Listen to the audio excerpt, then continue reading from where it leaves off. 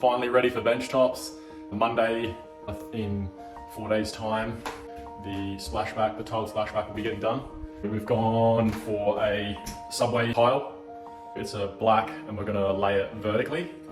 So it will sit essentially like that. I got it from a local supplier here. Super close.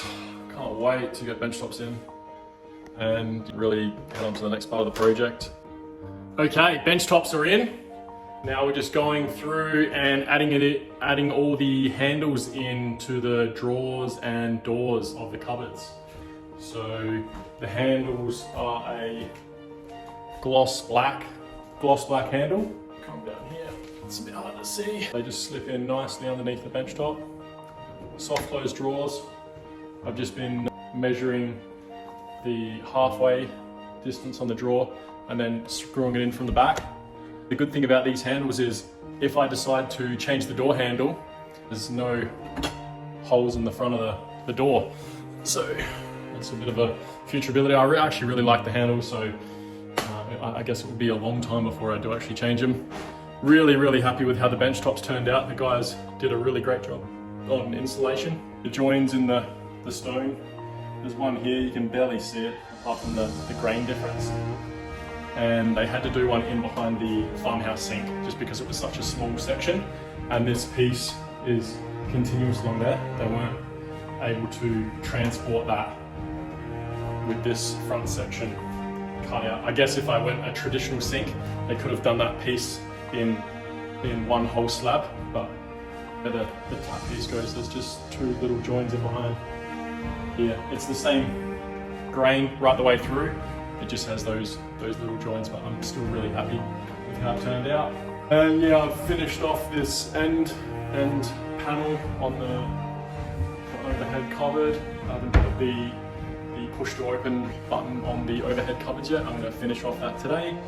And the kickers underneath the cupboards, I'm also going to cut those today. And hopefully the gyprock above the bulkhead, but we'll see how much time we get.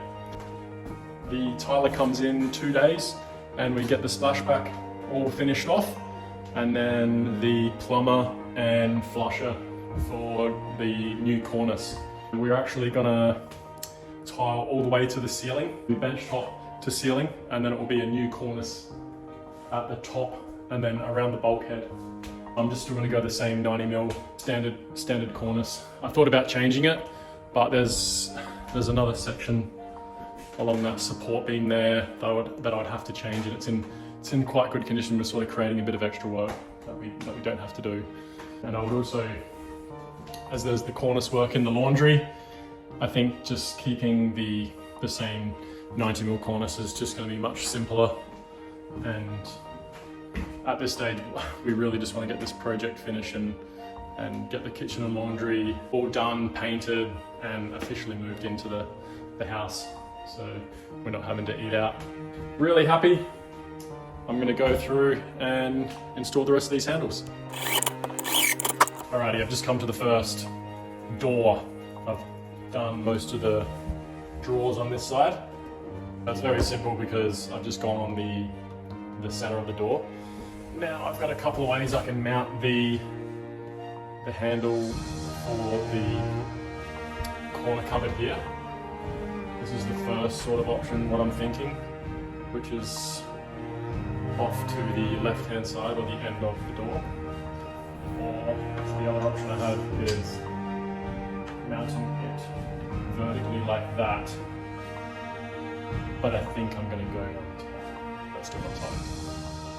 I decided to keep with the same design and do the center of those doors.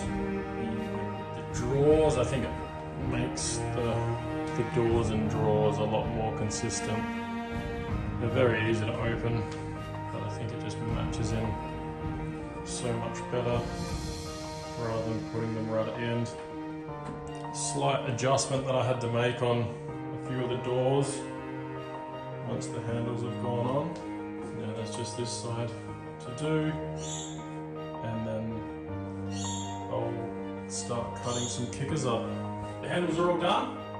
Next step I have to do is cut in all of the kickers. Now they just come in 2400 lengths or 2.4 meters. I just have to measure the length. They should be the right height. So I shouldn't have to do too much there unless there is a section of floor that hasn't been level and will require me to rip them down with a rip saw. Otherwise we should be relatively straightforward. I just have to cut them to length, screw them on the base carcass from the top. I'll pre-drill them and screw them in place. I'll probably wait till everything's done to then apply some black silicone around the bottom just to seal the underneath. But I'll wait until all of the second fix plumbing is done because I think they might have to access the waste pipe from where the kicker is. Let's get it.